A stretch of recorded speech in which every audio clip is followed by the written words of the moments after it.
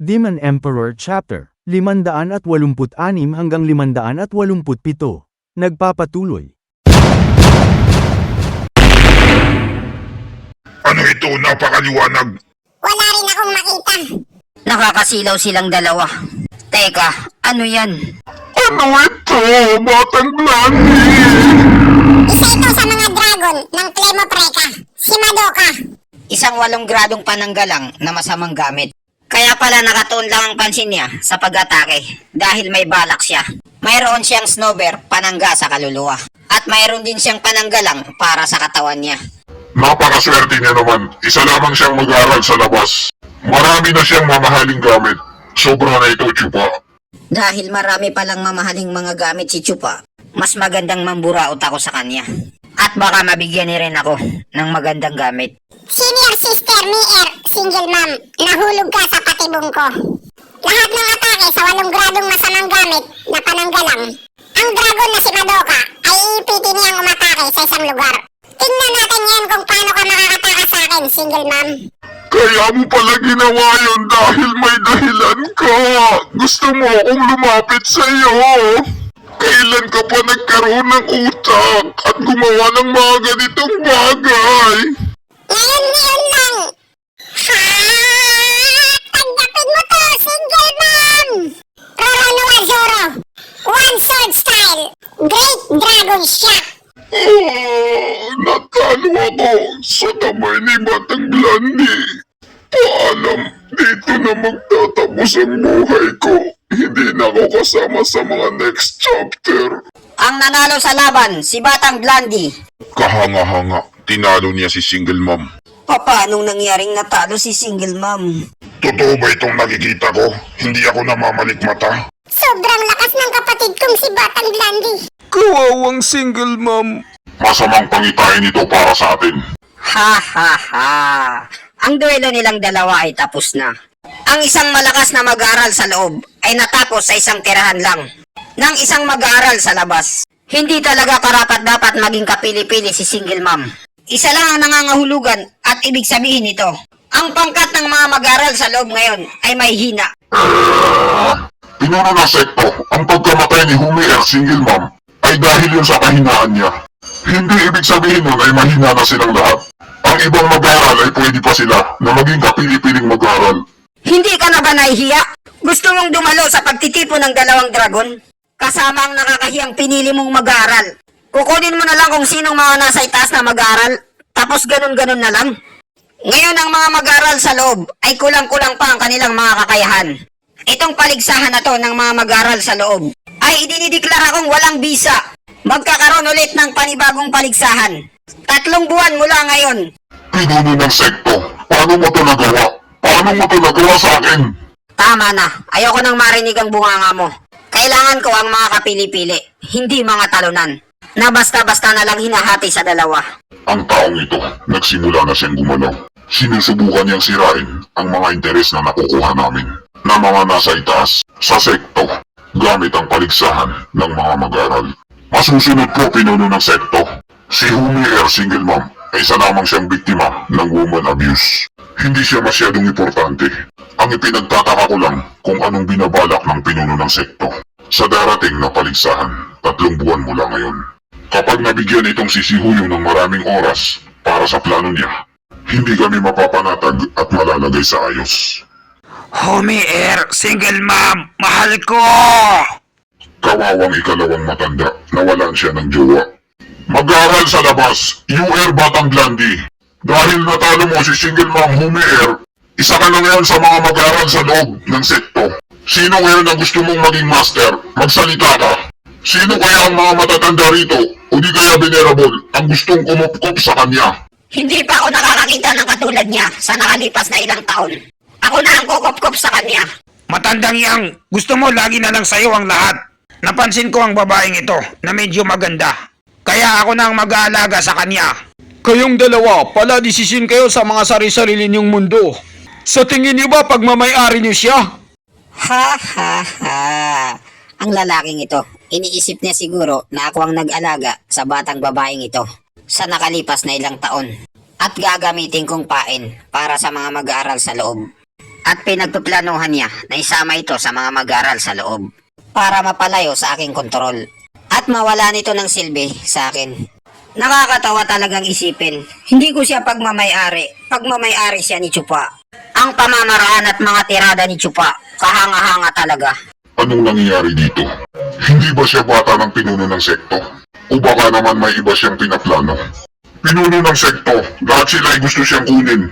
Bilang mag-aral nila, napakahirap magdesisyon kung sino sa kanila. Pero sa nakikita ko, dahil patay na si Humier Single Mom, si ikalawang matanda ay nawala ng pinakamamahal na mag-aaral.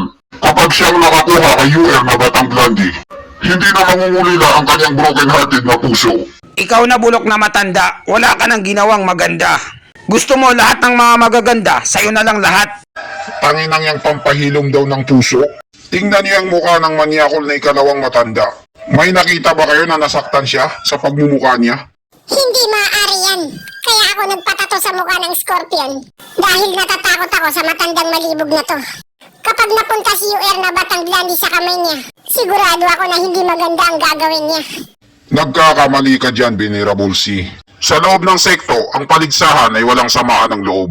Kapag umapak ka na sa arena, hindi ka na pwedeng magdrama. Dahil ang natitira na lang ay kung sinong mabubuhay at sinong mamamatay sa inyo. Master, nandyan ka pala ka. Mga matatanda na tayo at mga venerables. Nakasanayan na natin yan na ganyan talaga ang mangyayari sa mga mag-aaral natin. Kaya bakit pinoproblema mo pa yan at hindi ka makamove on?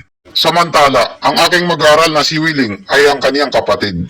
Kapag pinagsama natin sila na magtrabaho, ang kanilang mga hinaharap na plot ay lalakihan at walang limitasyon. Malaki ang magiging ambag nila sa darating na pagtitipo ng dalawang dragon. Venerable Bay, gusto mo bang makipag-away sa akin dahil lang sa isang mag-aaral? Ang pinagtutuunan ko lang ng pansin ay ang kapakanan at hinaharap ng sekto. At kahit ano pa ang sabihin mo, yun talaga ang totoo. At saka kung gusto kong makipaglaban sa iyo, kaya mo bang makipaglaban sa akin ng mano-mano? Ikaw, napakayabang mo talaga.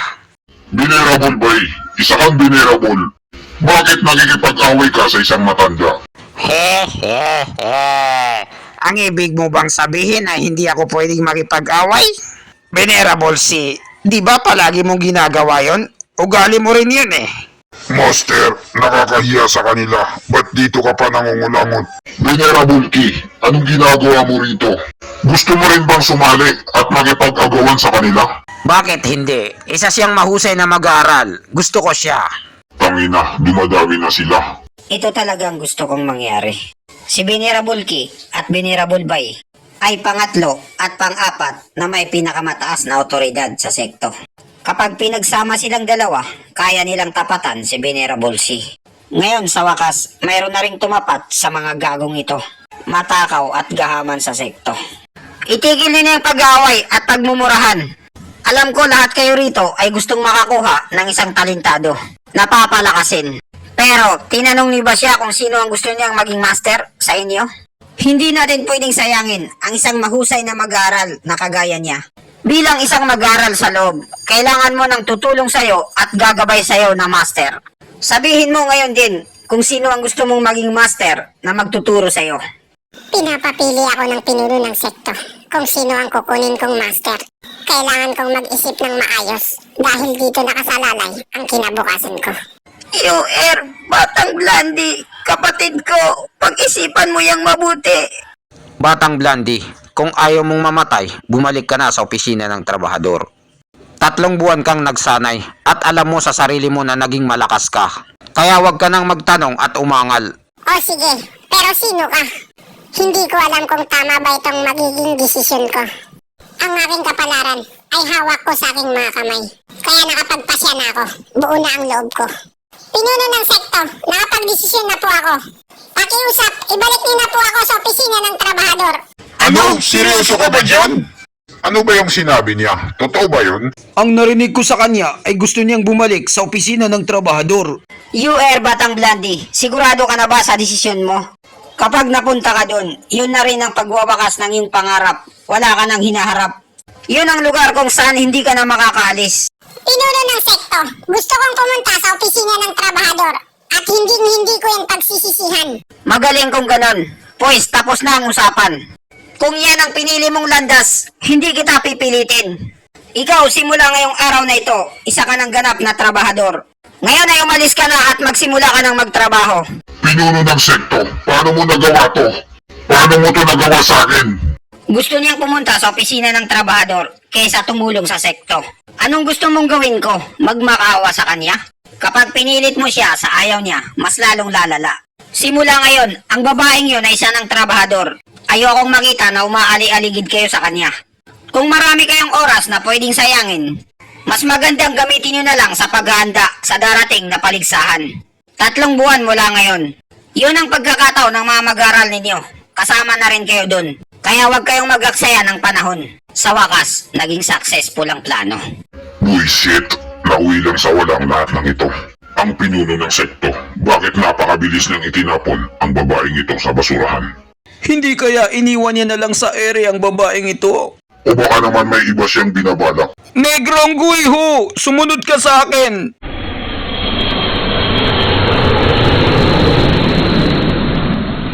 Liso, tara na, umalis na rin tayo. Sumunod ka.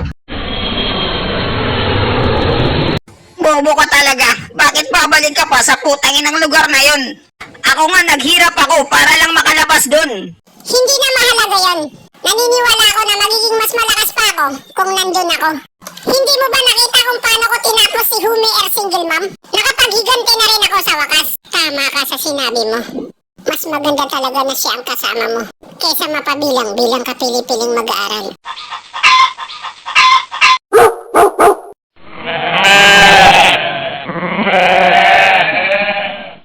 Sa opisina ng trabahador, pinagpatong-patong na bahay kubo. Matandang ewan! Matandang ewan! Kakabalik ko lang galing bakasyon. Stewardess Chupo! Hindi ba wala ka ng balak umalis sa sementeryo? Gusto mo nang doon na mamatay? Ang 2 kupal na yon, gusto nila kong magbakasyon doon ng 1 buwan. Pero inabot ako ng 3 buwan dahil nasarapan ako. Bakit? Hindi na ba ako pwedeng lumabas kahit paminsan-minsan? Pagpasensyahan mo na ang 2 yon. Masyado kanilang iniidolo. Kahit sabihin pa natin na bababa lang ang lakas ko at buto-buto na rin ako, malinaw pa rin ang 2 mata ko. Ngayon, ikaw na lang ang natitira ditong pinakamalakas. Dahil ang 2 yun ay nakabalik na bilang mag-aaral sa loob. Ikaw na ngayon ang magiging big boss dito. Ito, magkape ka muna, pampainit ng sikmura. Maraming salamat sa kape, kahit tubig lang to na mainit. Pero hindi ko matatanggap yan. Ang gusto ko, nag-iisa lang ako. Matandang ewan, mas magandang ikaw na lang ang maging bossing. Dahil gamay mo ng lahat dito sa opisina ng trabahador. Pero kapag nahirapan ka, pwede kitang tulungan. Tawagin mo lang ako. Ha ha ha ha. Ay, maraming salamat sa iyo, Stewardess Chupa. Dahil ginawa mo akong bossing, kupal ka ba, boss? Makukuha ko na rin ang respekto na pinakaasam-asam ng matandang katawan ko. Ha ha ha ha ha. Kahit na hindi kami matagal na magkakilala, pakiramdam ko matagal na kaming magkaibigan at alam namin ang isa't isa. Sa napakaraming taon, karapat dapat pagkatiwalaan, karapat dapat maging kaibigan, at karapat dapat irespekto. Bakit ka nakatingin sa akin ng ganyan, Chupa? Kapag nakikipagmaritisan ako kay matandang ewan, pakiramdam ko may naidadagdag sa akin na kakaiba, na kailanman ay hindi ko nakuha. Ang ganitong pakiramdam, never ko pang naramdaman sa buong buhay ko. In love na ata ako. At dito nagtatapos ang chapter 586 hanggang 587. Maraming salamat po sa panunood nyo. Mag-subscribe para laging updated sa buhay ni Chupa.